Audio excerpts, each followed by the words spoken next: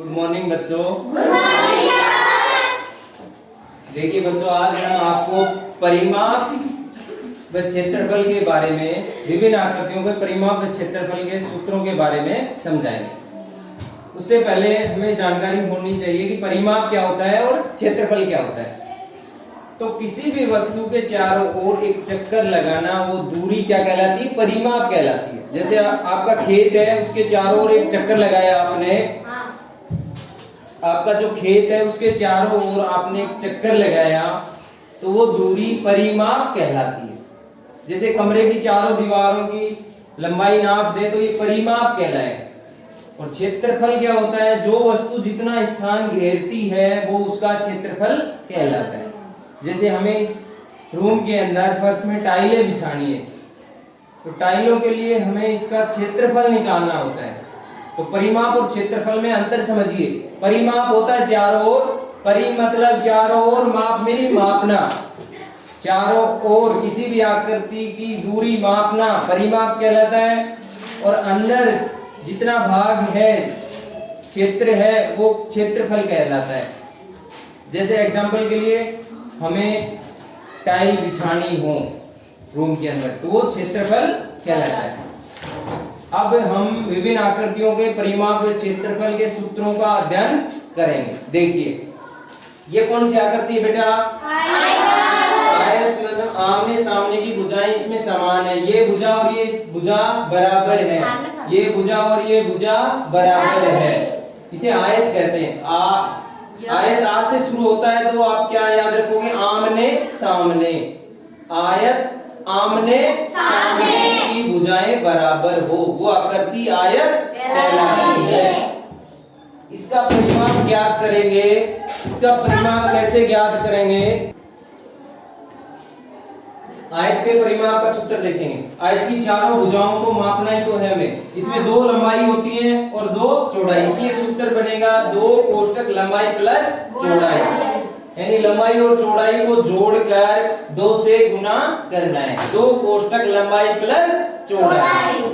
और क्षेत्रफल हो जाएगा लंबाई गुना चौड़ाई। क्षेत्रफल क्या होगा बेटा?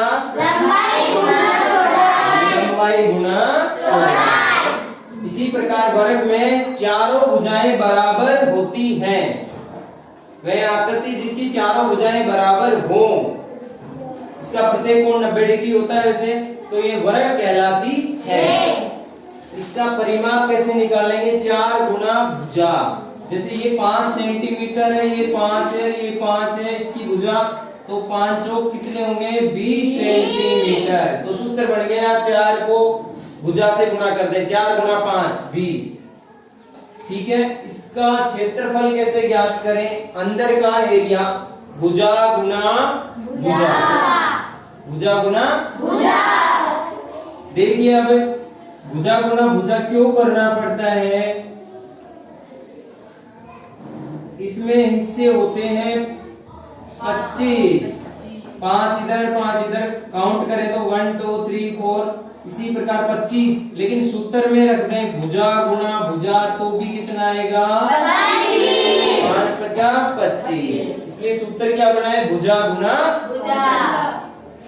अब चलते हैं तीसरी आकृति, वर्त। इसे कहते हैं वर्त। वर्त क्या होता है बेटा? जैसे साइकिल का पहिया, आप हाथ में कड़ा पहनते हो, वर्त है, अंदर से खाली होता है।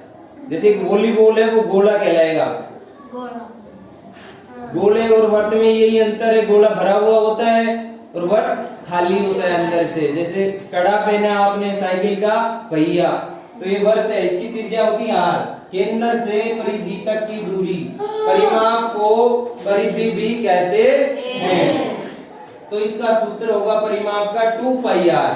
एक चक्कर का, वर्त के एक चक्कर लगा देते हैं तो कौन सा सूत्र यूज लेते हैं? 2 पाई r। इस सूत्र से इसका एक चक्कर की दूरी निकल आएगी। जैसे यहाँ से हम चले और एक चक्कर पूरा करके वापस यहीं आ गए, तो वो कहलाती है परिधि। परिधि का सूत्र होता है 2 पाई r। पाई का मान यहाँ है 22/7, कितना? 3.14 या 22/7। तो जहां भी क्वेश्चन में पाई आएगा उसके स्थान पे हमें रखना है 22/7। इसका क्षेत्रफल का सूत्र होता है, अंदर का एरिया निकालें तो पाई आर स्क्वायर। आर क्या है? यहाँ त्रिज्या है बेटा, केंद्र से यहाँ परिधि तक की ये दूरी, ये भी त्रिज्या है, ये भी त्रिज्या है, ये सभी क्या है? त्रिज्याएं हैं। ये दूरी क्या कहलाती है? त्रिज्या, केंद्र से परिधि तक की दूरी त्रिज्या। अब अगली आकृति हमारी त्रिभुज। परिमाप तो तुम जानते हो, चारों या 3, 5 कितनी भी भुजाएं हो उनको जोड़ना ही है। इस भुजा को, इसको, इन तीनों भुजाओं को जोड़ कर दे तो क्या आ जाएगा? अपना परिमाप। और इसके क्षेत्रफल का सूत्र होगा 1/2 गुणा आधा। देखिए बेटा, त्रिभुज का परिमाप तीनों भुजाओं का योग कर देते हैं, तीनों भुजाओं का योग कर देते हैं, परिमाप आ जाता है। परिमाप क्या होता है? 4 भुजाएं हो, 5 हो, उन सभी को जोड़ना ही, उनकी दूरी मापना ही परिमाप कहलाता है। इसलिए त्रिभुज का सूत्र क्या होगा? 3 भुजाओं का योग। इसके क्षेत्रफल निकालेंगे 1/2 आधार गुणा ऊंचाई। आधार ये होता है और ये क्या है? इसकी ऊंचाई।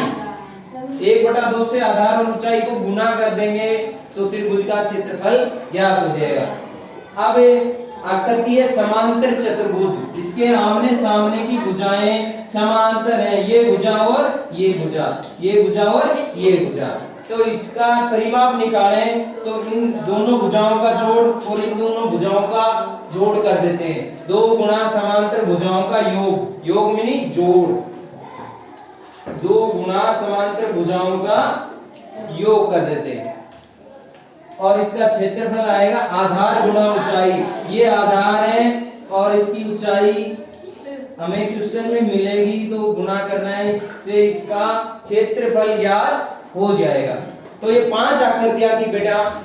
आयत जिसके आमने सामने की भुजाएं बराबर हो, वर्ग जिसके चारों भुजाएं बराबर हो, वर्ग जो अंदर से खाली हो, एक रिंग आकृति हो वर्ताकार, जैसे आपका कड़ा, साइकिल का पहिया। त्रिभुज जिसकी 3 भुजाएं हो, वह आकृति जिसमें 3 भुजाएं हो त्रिभुज कहलाती है, बंद होनी चाहिए आकृति। चतुर्भुज जिसके आमने सामने की भुजाएं समांतर हो, इनका हमने परिमाप और क्षेत्रफल ज्ञात किया। परिमाप किसे कहते हैं? भार की भुजाओं को नापना, टोटल करना परिमाप कहलाता है। किसी भी आकृति की भुजाओं को टोटल मापना या योग करना क्या कहलाता है? परिमाप। और उसके अंदर का एरिया निकालना क्या कहलाता है? क्षेत्रफल।